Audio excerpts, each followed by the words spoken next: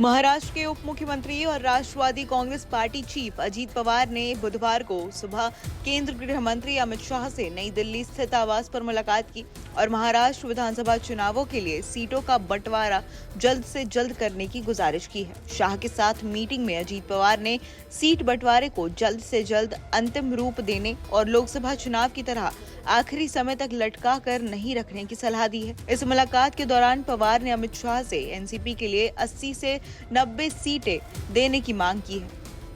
अजीत की अमित शाह से मुलाकात करीबन 7 घंटे की रही। एक रिपोर्ट में सूत्रों के हवाले से कहा गया है कि पवार उन 54 सीटों पर अपने उम्मीदवार खड़े करने के लिए अड़े हुए हैं, जहां 2019 में एनसीपी की जीत हुई थी।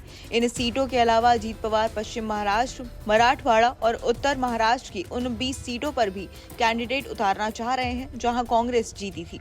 सूत्रों के मुताबिक अजीत पवार मुंबई के शहरी इलाकों में भी 4 से 5 सीटों पर उम्मीदवार उतारना चाहते हैं।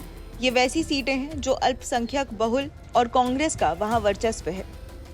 सूत्रों ने बताया कि अजीत पवार इस बात को लेकर आश्वस्त हैं कि चुनाव के वक्त 3 निर्दलीय और 3 कांग्रेस विधायक भी उनके साथ होंगे, इसलिए उनके निर्वाचन क्षेत्र भी सीटों पर भी पवार दावा कर रहे हैं।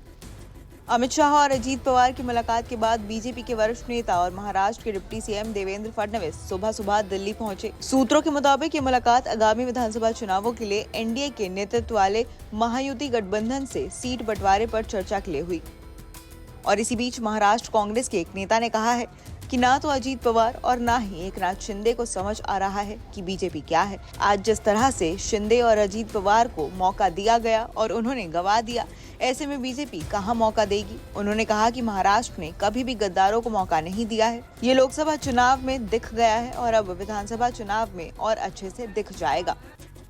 बता दें कि अगले कुछ महीने में महाराष्ट्र में विधानसभा चुनाव होने हैं। फिलहाल राज्य में महायुति की सरकार है। इसके तहत बीजेपी सीएम एकनाथ शिंदे की शिवसेना और अजीत पवार की एनसीपी गठबंधन में है। शिंदे सेना भी 100 सीटों पर चुनाव लड़ने का प्लान बना रही है। इसीलिए 288 सदस्यों वाली विधानसभा के लिए महायुति में सीट बंटवारे पर तालमेल बैठा पाना आसान काम नहीं होगा, क्योंकि बीजेपी ने भी 160 से 170 सीटों पर उम्मीदवार उतारने का लक्ष्य रखा है।